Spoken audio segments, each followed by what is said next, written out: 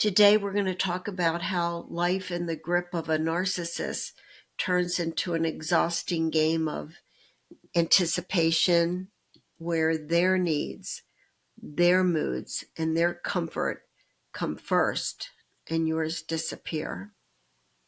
Hi, I'm Kyle Hackley, attorney and author of Undercurrent, where we follow Annie's journey through narcissistic abuse and beyond. While Annie's story takes us through all of our conversations, I want you to remember that Annie just isn't one person. She is anyone who has lived through narcissistic abuse. So let's start talking about the different ways we tend to over-monitor ourselves, constantly adjusting to meet the narcissist's demands, even at the cost of our own well-being. And let's take a look from a moment in Annie's story that captures exactly how this plays out in real life. Now, it starts slowly. You don't even realize that it's happening. At first, you may just want to keep things running smoothly, keep the narcissist happy.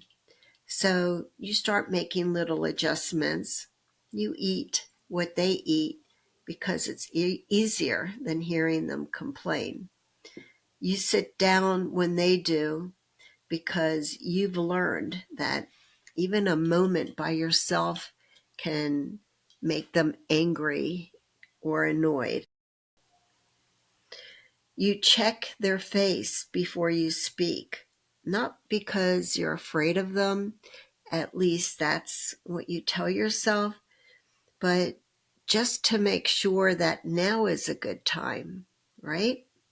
Because you've learned that the wrong timing, the wrong tone, or even the wrong expression can turn an ordinary event into a disaster. You stop expressing your own opinions that might get a sigh or a scoff or an argument. You tell yourself it's not a big deal, right? But little by little, choice by choice, you aren't living for yourself anymore. You're living in reaction to them. You're no longer steering your own life. You're just constantly adjusting, shifting, and contorting to keep the narcissist happy. Or at least you want to not set them off. Annie lived this reality every single day with Santino. She learned to gauge his moods even before he spoke. She adjusted her tone, her words, her very presence to avoid setting him off. But there was no real safe zone because the narcissist isn't looking for peace. They're looking for control.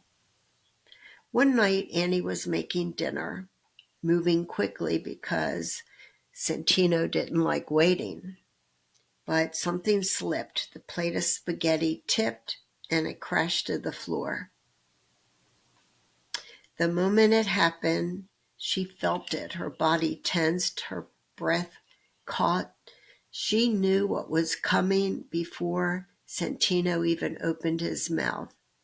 He exploded, his face twisted in rage as he shouted at her for being careless, for making a mess. And what did Annie do?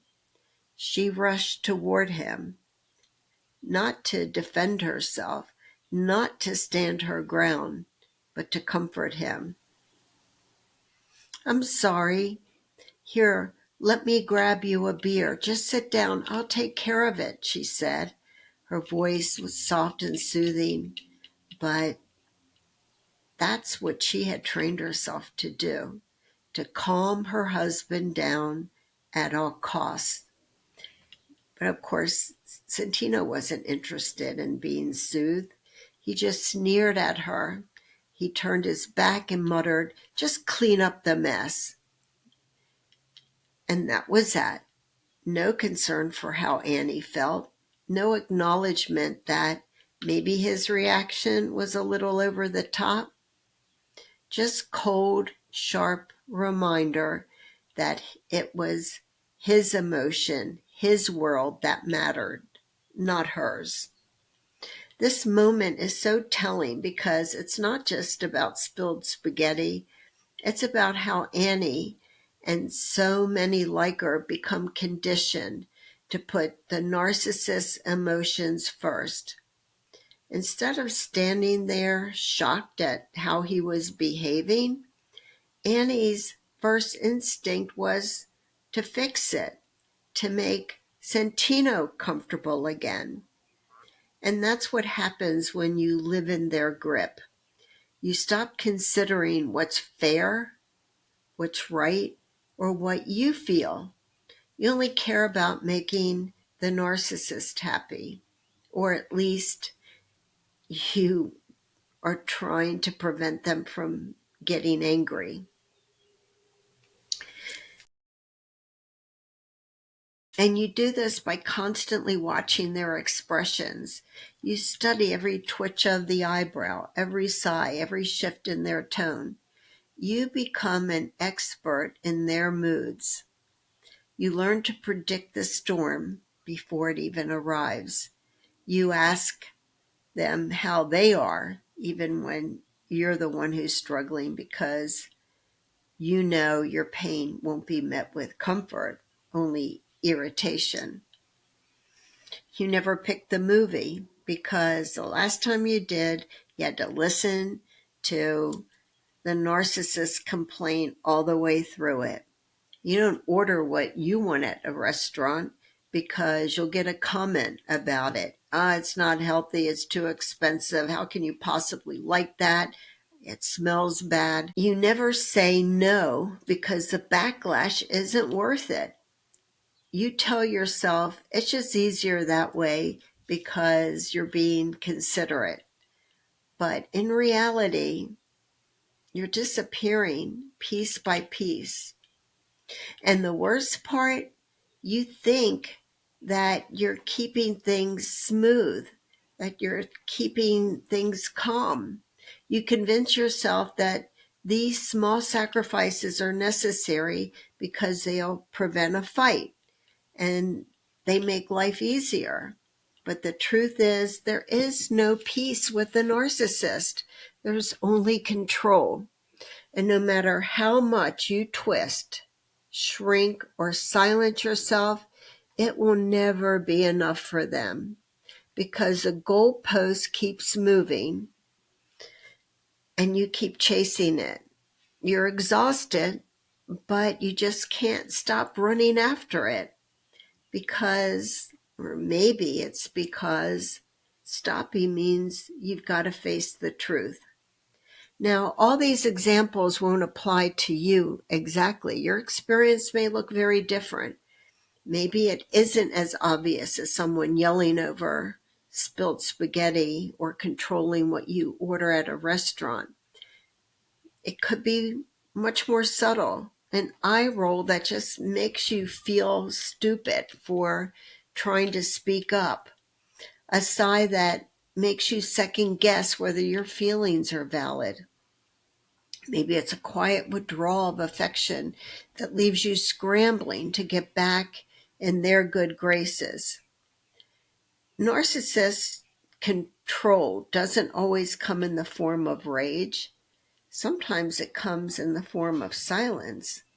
But no matter how it appears, the impact is the same. You learn to prioritize them over you. You learn to shrink. If any of this sounds familiar to you, I want you to take a deep breath. You are not alone, and you're not crazy for feeling the way you do. You've been doing emotional gymnastics just to survive, bending yourself in ways you are never meant to. Here's the thing. You don't have to live this way. There's a way out, and recognizing this pattern is the first step. Because once you see it for what it is, you can start to take back your power. Now, I'd love to hear your thoughts on this episode. share them in the comments or on my email, because that's why Are You Annie exists. When you share your story, your experience, you're not just doing it for yourself. You're doing it for so many other people that need to hear it. Are You Annie is for anyone who needs validation and support. It's about walking through fire to get to the other side of narcissistic abuse. It's about reclaiming the pieces of who you are and stepping back into your power.